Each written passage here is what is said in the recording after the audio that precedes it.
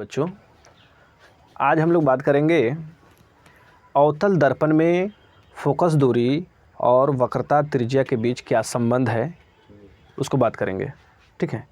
आप ये जो है अगर एग्ज़ाम के व्यू से देखा जाए तो ये काफ़ी इम्पोर्टेंट है, काफ़ी अहम है। ये आपका सवाल आ सकता है कि बताएं कि वक्रता त्रिज्या और फोकस दूरी में क्या संबंध है, या आ सकता है कि वक्रता त्रिज्या फोकस दूरी का दुगुना होता है, या आ सकता है कि फोकस दूरी वक्रता त्रिज्या का आधा होता है। ये सवाल इस तरह से पूछे जा सकते हैं। ठीक है, लेकिन सबका जवाब एक ही होगा। ठीक है, तो आज हम लोग बात करेंगे अवतल दर्पण में, सिद्ध करेंगे अवतल दर्पण में फोकस दूरी वक्रता त्रिज्या का आधा कैसे होता है, इसको हम लोग साबित करेंगे। तो सबसे पहले फर्स्ट ऑफ ऑल हमें कुछ बातें लिख लेनी होगी, जो कुछ बेसिक चीज़ें, बेसिक बातें। ठीक है, वो ये है, अब इसमें देख सकते हैं चित्र में कि बी डैश एक अवतल दर्पण है। बी डैश क्या है? एक अवतल दर्पण है। इसमें जो है ए से ए कोई प्रकाश स्रोत है और इससे जो है ए से होते हुए ए बी एक किरण आपतित हो रही है दर्पण पर, जो मुख अक्ष के समानांतर है। मुख अक्ष जो है, ये मुख अक्ष है। ठीक है, और इसके समानांतर ए बी एक किरण दर्पण पर आपतित हो रही है। दर्पण पर आपतित होने के बाद वह परावर्तित होती है बी एफ की तरफ परावर्तित हो रही है। ठीक है, तो जिस बिंदु से होकर के वो किरण जो है गुजर रही है मुख अक्ष पर, जिस बिंदु से होकर के गुजर रही है उसे कहते हैं फोकस। क्या कहते हैं? फोकस।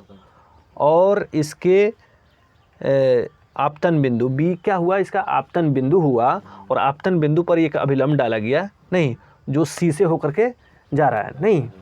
तो इसमें ये कोण ए बी सी क्या हो गया? एक आपतन कोण हो गया, और कोण सी बी एफ क्या हो गया? परावर्तन कोण हो गया।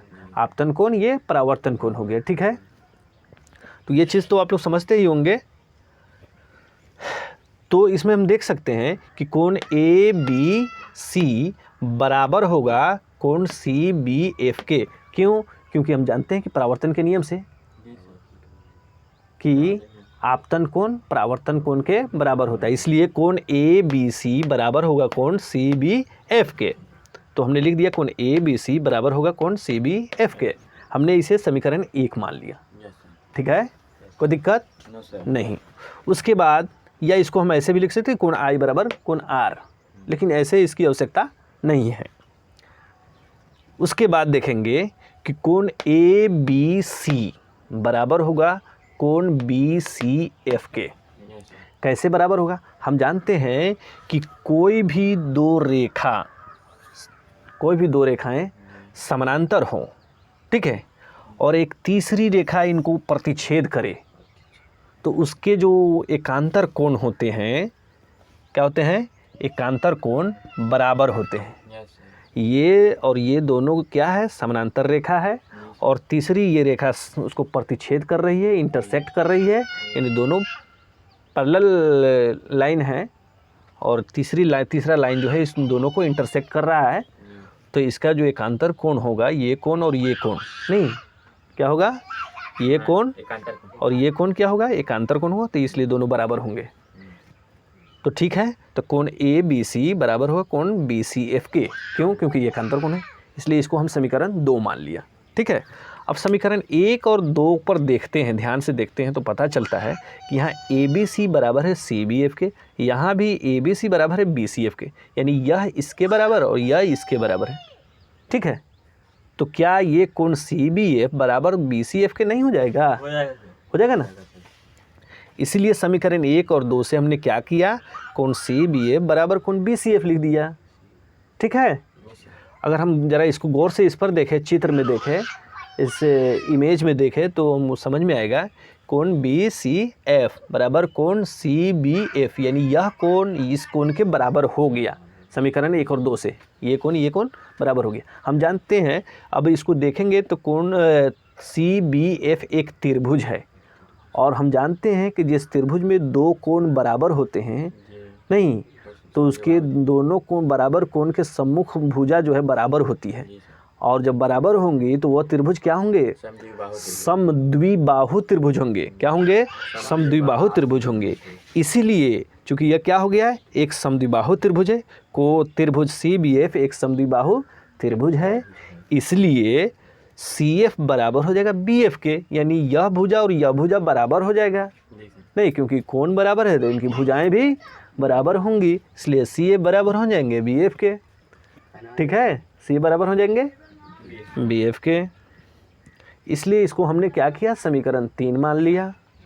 ठीक है, अब देख रहे हैं कि B चूंकि P के बहुत ही निकट है, इसलिए BF बराबर PF या FP, BF बराबर PF या FP, इसको हम कर सकते हैं। कब? क्योंकि B जो है P के बहुत निकट है, इसलिए लगभग, नहीं तो BF बराबर PF, इसलिए हमने क्या किया, BF बराबर FP लिख लिया, इससे हमें समीकरण 4 दे दिया।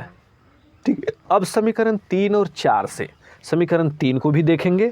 समीकरण 3 ये है, यानी ये BF बराबर है CF के, और यहाँ पर BF बराबर है FP के, तो ये BF इसमें भी BF उसमें भी, कहने का मतलब FP बराबर हो, यानी CF और BF CF बराबर हो जाएगा FP के, CF बराबर हो जाएगा FP के। ठीक है, अब CF देखिए, CF बराबर हो जाएगा FP के, नहीं यानी ये और ये दोनों क्या हो जाएंगे, बराबर होंगे, यानी C से F की दूरी और F से P की दूरी दोनों बराबर हो गया। कैसे बराबर हुआ? समीकरण 3 और 4 से हमने देखा तो बराबर हो गया। ठीक है, लगभग। उसके बाद PC, P से C की दूरी, तो P से C की दूरी यानी CF या FP की दूरी उतना ही होगी जितना C से P के दूरी का आधा होगा, क्योंकि जब दोनों बराबर हैं तो क्या होगा, आधा होना चाहिए, होगा ना, तो इसलिए CP बट्टा 2 हो जाएगा, नहीं चूँकि PC बट्टा क्या हो जाएगा, 2 हो जाएगा, चूँकि PC क्या है, P से C की दूरी क्या है, ये वक्रता त्रिज्या है, और वक्रता त्रिज्या को R से दिखाते हैं, इसलिए R बट्टा 2 हो जाएगा। और F से P की दूरी, F से P की दूरी, F चूँकि फोकस है और P उसका ध्रुव है, तो हम जानते हैं कि फोकस से ध्रुव तक की दूरी को फोकस दूरी कहते हैं, इसलिए और उसे स्मॉल f से दिखाते हैं, इसलिए F बराबर यानी FP की जगह हमने क्या लिख दिया, F लिख दिया, और PC वक्रता त्रिज्या है इसलिए R लिख दिया, अब बट्टा 2, इसलिए F बराबर R बट्टा 2। जब F बराबर R बट्टा 2 होगा, ठीक है, तो इससे पता क्या चला कि फोकस दूरी वक्रता त्रिज्या का आधा होता है, फोकस दूरी वक्रता त्रिज्या का आधा होता है। उसी तरह देख सकते हैं, अब इसको जो है ये गणित के नियम से R बराबर, ठीक है ना, R बराबर क्या होगा, चूँकि इसमें क्रॉस मल्टीप्लिकेशन होगा, क्या होगा, क्रॉस मल्टीप्लिकेशन होगा, तो R बराबर क्या हो जाएगा, 2 और F मल्टीप्लाई हो जाएगा, 2 को F से मल्टीप्लाई करेंगे तो 2F हो जाएगा, इसलिए R बराबर 2F यानी F का 2 गुना। ठीक है, तो इससे हमें साबित क्या हुआ कि फोकस दूरी वक्रता त्रिज्या का आधा होता है, या वक्रता त्रिज्या फोकस दूरी का 2 गुना होता है। ठीक है, आज के लिए इतना ही।